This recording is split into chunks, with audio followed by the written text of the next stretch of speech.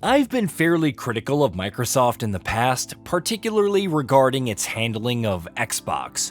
Lackluster game releases, high-profile blockbusters that ended up massively disappointing, the whole Redfall situation, shutting down Tango Gameworks, which is thankfully back up again under a new publisher.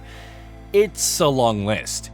Yet, when it announced that it would publish its first-party games on other platforms, I didn't immediately hate that decision.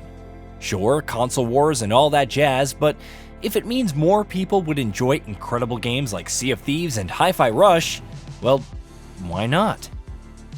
That decision turned out to be quite successful, with Forza Horizon 5 and Indiana Jones and the Great Circle actually topping PlayStation Store sales. Then there was the decision to tie up with Asus for the ROG Xbox Ally.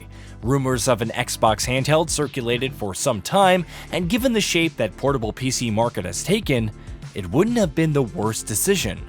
However, with console sales remaining stagnant and Microsoft inexperience, I was skeptical.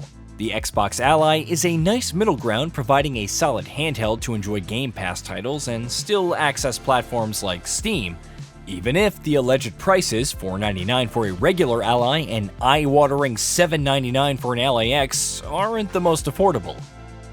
Then came the announcement of Microsoft and AMD continuing their long-term partnership. Ordinarily, this wouldn't be a big enough deal to warrant a video from Xbox President Sarah Bond, but it was. That's because she confirmed that this multi-year partnership would see AMD co-engineering silicon across a portfolio of devices, including our next-generation Xbox consoles, in your living room and in your hands. There's the usual marketing talk about advancing the state-of-the-art in gaming silicon to deliver the next generation of graphics innovations to unlock a deeper level of visual quality, and maintaining compatibility with your existing library of Xbox games. The part about immersive gameplay and player experiences enhanced with the power of AI was concerning. If you haven't seen the AI-generated version of the game made possible by Copilot, consider yourself lucky, or look up and down rapidly if you want to break it. However, Bond ended by stating the overarching goal: building a gaming platform that always is with you so you can play your games across devices and anywhere you want, delivering an Xbox experience designed for players, not locked to a single store or tied to one device. Xbox is thus working closely with the Windows team to make it the #1 platform for gaming, and the next generation of Xbox is coming to life. Several questions come to mind, but let's start with the most obvious. Why? Why more Xbox consoles? This may sound like a hot take, but Microsoft's own numbers don't lie. It's Activision Blizzard King carrying the gaming segment.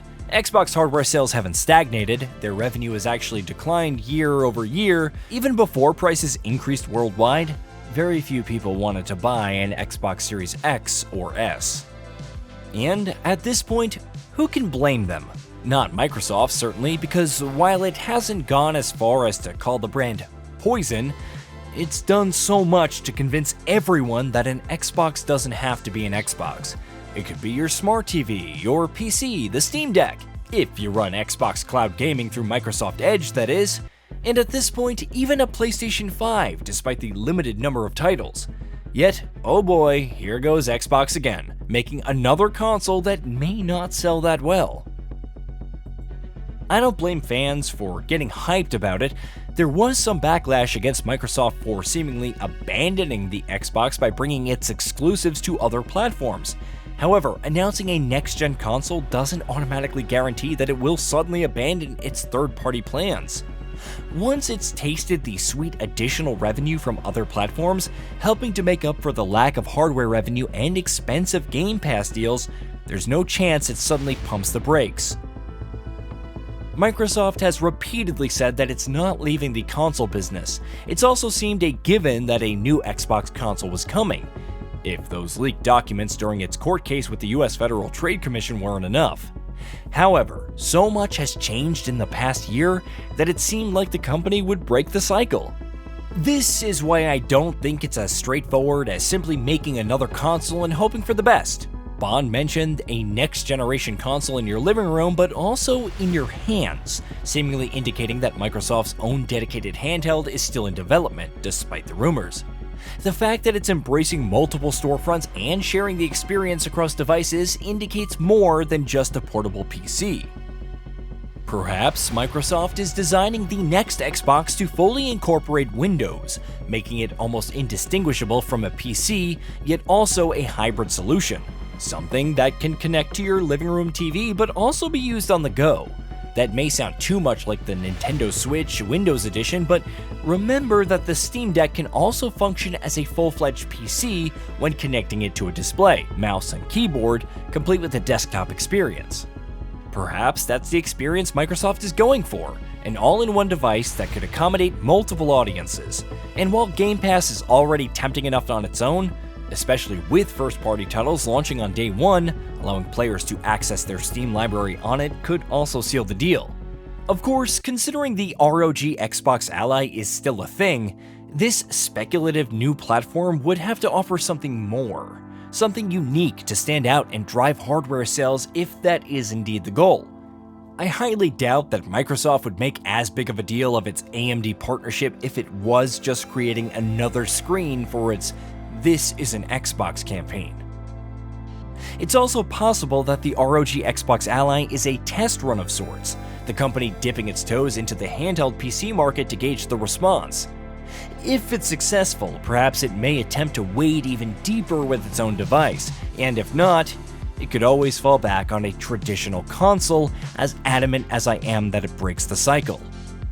Then again, with rumors of PlayStation's next console also taking a handheld approach, maybe Microsoft knows something that the wider public doesn't. Perhaps the market for handheld gaming with a PC-like ecosystem is much larger than it seems. PC Game Pass subscriptions did grow by over 30% as of the second quarter of this year, after all.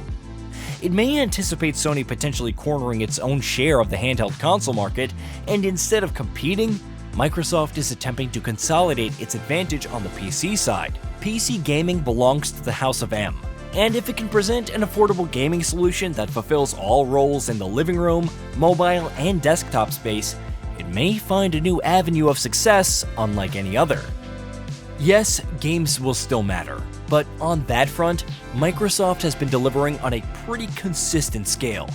After all these years and those long, barren stretches of no releases, it's finally in a position to release multiple hits in a row. All it needs to do now is figure out how to create a killer platform that fans will pay to experience them on. Hey, did you know that we at GamingBolt upload new videos every day? Stick around, drop a like, subscribe, and hit that bell. And let us know what kind of content you'd like to see in the future with a comment below.